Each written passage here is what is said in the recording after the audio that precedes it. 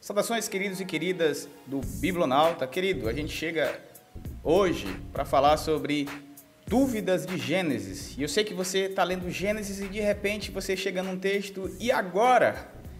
Se para, e agora? Então, esse vídeo aí, primeiro, e agora, sobre dúvidas, e agora sobre Gênesis, nós vamos verificar algumas das dúvidas que nos foram mandadas. Se você tem dúvida, está lendo Gênesis, Êxodo, a gente está acompanhando a leitura anual, mas outras dúvidas também pode fazer, deixa aqui nos comentários. Vai lá também no Instagram, manda lá pelo direct do Instagram, ou pode mandar se você está nos grupos do Biblionauta, de leitura anual, pode estar deixando lá. A gente faz a coleta e vai tirando as dúvidas, tá bom? Então, se você está aí com um Biblionauta navegando, mas às vezes navegando também algumas dúvidas, vamos lá, vamos juntos tentar responder algumas, tá bom? Essa é a primeira parte de dúvidas de Gênesis e é lógico, minha proposta aqui é não ser exaustivo e nem mesmo dizer vamos tirar todas as dúvidas, mas vamos tentar responder algumas, tá bom? Então, deixe dúvidas aqui no comentário para a parte 2. Também vá lá no Instagram e entre em contato conosco. E não avance logo o vídeo, curta o vídeo, se inscreve se não é inscrito, compartilhe, como eu disse para vocês. A nossa meta é chegar no mês de fevereiro com 500 inscritos e avançando para o mês de março, chegando a 1000 inscritos. A ideia não é aumentar inscritos para ter fama, não é isso. A ideia é para aumentar o alcance, para aumentar o nosso alcance. E mais pessoas conheçam melhor a Bíblia e que quanto mais pessoas conhecerem melhor a Bíblia, mais saudavelmente podemos ter discípulos de Jesus. E vamos lá então, vamos lá. A primeira dúvida que foi passada para mim, estou aqui olhando para a tela do computador, a primeira dúvida que foi me passada foi a seguinte: professor Nedes, se Caim, quando foi expulso, ele casou com uma mulher, mas se só tinha ele e Abel, como é que ele pôde casar com essa outra mulher? É uma dúvida recorrente, né? Então, quem foi a mulher de Caim? E aí, teorias surgem, não era só eles que existiam, tinham outros e tal, tem gente que responde dessa maneira. Bem, gente, a pergunta, ela parece ser complexa, mas a resposta é mais simples do que se parece. Primeiramente, a Bíblia, a gente não pode entender que só existiam as pessoas que foram citadas na linhagem, na genealogia bíblica. Por exemplo, você vê lá de Adão sendo citado Caim, Abel morreu e Sete ficou no lugar. Então, é citado eles. Aí você imagina que ele só teve esses filhos. Mas não, se você ler um pouco mais para frente, é dito que Adão viveu muito e teve filhos e filhas. Então, como a gente até brinca, né? Não tinha televisão, não tinha internet, enfim, brincadeiras à parte. Mas, enquanto eles cresciam, é lógico, você acha que ia esperar Caim ficar adulto para eles terem outros filhos? Não, Adão e Eva tiveram vários e vários filhos durante o tempo de vida deles. E muito provavelmente, então, a esposa, porque já que era o primeiro casal e não havia proibição nesse início, até porque era necessário para a multiplicação, que a esposa de Caim era uma de suas irmãs, ou talvez prima, filha, mais para frente, mas o mais provável é que fosse uma das irmãs. Tá bom? Então, problema resolvido, fica mais fácil aí. Segunda pergunta: quem eram, e essa aqui é mais clássica, né? Quem eram aqueles gigantes? Eles eram filhos dos homens e com os filhos de Deus, com as filhas dos homens? Quem eram aqueles gigantes? Na verdade, aqui tem duas perguntas em uma. Vamos lá separar. Primeiro, os filhos de Deus eram o quê? Esses filhos de Deus que vieram e coabitaram conforme Gênesis nos relata sobre isso. Estou aqui com a Bíblia do lado. Então, em Gênesis, o capítulo 6, diz que começou a multiplicar a iniquidade e os filhos de Deus viram que as filhas dos homens eram bonitas. Uma tese que é colocada de maneira tradicionalmente, e essa tese tradicionalmente colocada até do ponto de vista da tradição rabínica, é que esses filhos de Deus eram anjos que não preservaram o seu estado natural e vieram e coabitaram com as mulheres, e daí nasceu os gigantes, e devido a isso se explicaria. Bem, isso é uma forma de ser colocado pela tradição rabínica. Olhando para o texto bíblico, olhando para as escrituras, estou com aqui a Bíblia arqueológica, gosto muito dessa Bíblia. Depois aí comentem se vocês querem um vídeo sobre recomendação de Bíblias de estudo. Eu procuro fazer cada ano a leitura de uma Bíblia de estudo. Eu posso talvez fazer review de Bíblias de estudo para recomendar quem quiser tirar dúvida. Mas voltando para cá, o que eu posso falar para vocês sobre os filhos de Deus e os filhos dos homens, quem era, o que era isso daí. Se você voltar um pouco mais, depois de todo o fato que aconteceu entre Caim e Abel, você vai ver que vai vir a descendência registrada da genealogia de Caim e logo em seguida registrada a genealogia de Sete. A genealogia de Caim é marcada pelo pecado, tanto é que Caim, a primeira coisa que ele faz é, quando edifica a cidade, dar homenagem ao filho dele, não a Deus. E o sétimo descendente de Caim, Lameque, é um perverso, que foi o primeiro a ter, conforme a Bíblia, mais de uma mulher, e que matou, conforme a poesia dele, só porque um menino que pisou no pé dele era um cara mau, era tudo que não prestava. Então, acabou sendo ali tudo que um homem sem Deus é, os filhos dos homens sem Deus. Enquanto a descendência de Sete é dos que invocam a Deus. Começou-se a invocar a Deus pela descendência de Sete. E o sétimo, vamos lembrar que Sete é um número importante, porque no sétimo dia a criação foi concluída e houve o descanso do Criador, e a ideia ali de número de perfeição. O Sete, então, é perfeito. O Lameque, ser o sétimo descendente de Caim, é a perfeição daquela descendência de homens naturais contra Deus, então filhos dos homens. E, no caso, a descendência de Sete, e o sétimo descendente de Sete é quem? É Enoque. Enoque é o sétimo descendente de Sete, e andou tanto com Deus que ele nem foi achado entre os homens, ele foi levado, ele foi arrebatado. Então ali nós temos a descendência de Sete dos filhos de Deus, enquanto a descendência de Caim, os filhos dos homens. E até então parece que eles estão separados, porque a descendência de Caim vive ali em cidade, a descendência de Sete vive para outro lado. O que o capítulo 6 então está falando é que, com a multiplicação, os filhos de Deus, ou seja, o pessoal da descendência de Sete, é isso que o contexto imediato sugere, o contexto literário, olhou para as descendentes, as filhas de Caim, viram elas muito bonitas, se misturaram. Então, até então, o que tinha? A descendência perversa de Caim, que estava de um lado, e a descendência dos filhos de Deus, que estavam se preservando, do lado de Sete, estavam separados. Então, até então, havia uma descendência que buscava Deus. Mas com essa mistura, quem perde?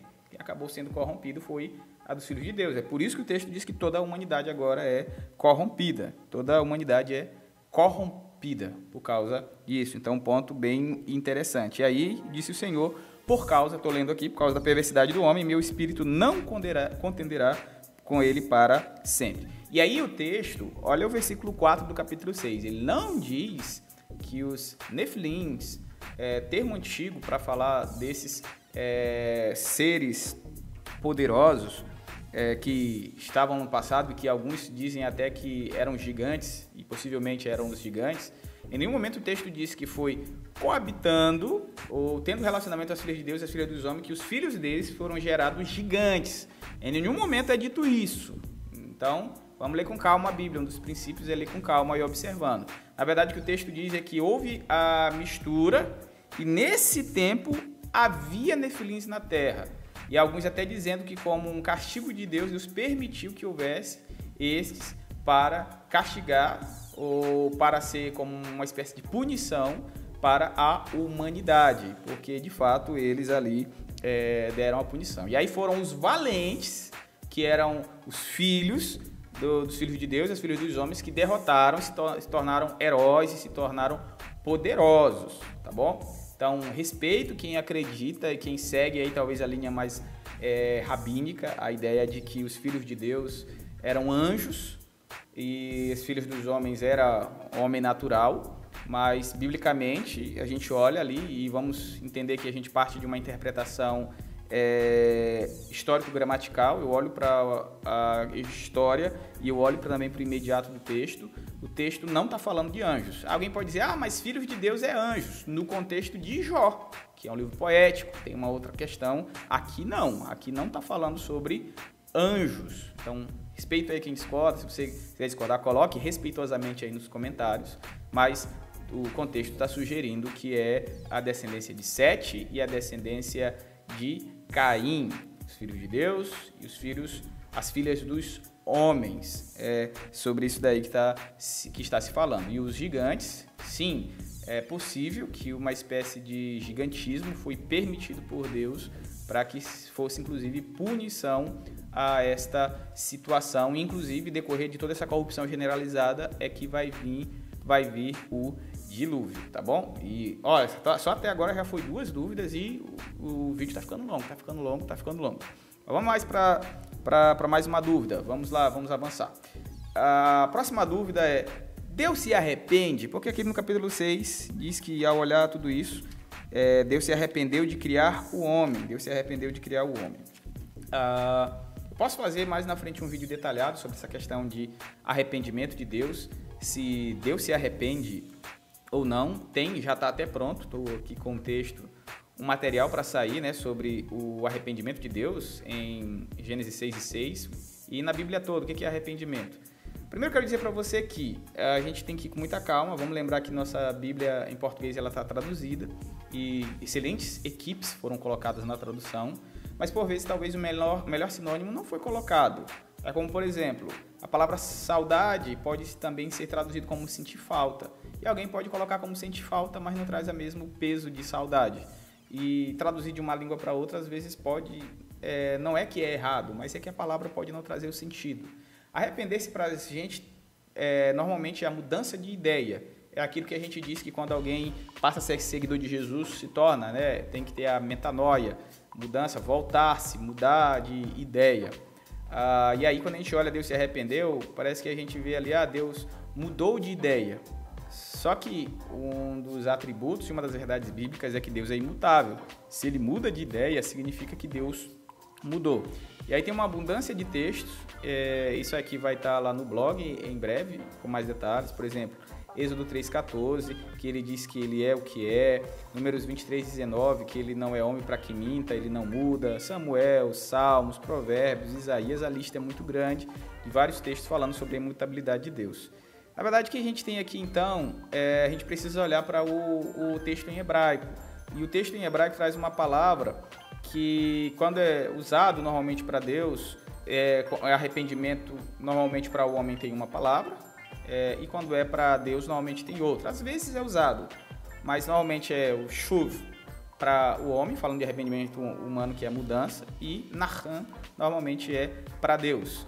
E às vezes o shuv também é usado para Deus. Mas assim, resolvendo a situação, é que essa palavra usada, ela não é mudança de pensamento, mas é pesar, é tristeza. Então não é arrependimento no sentido de mudar de ideia.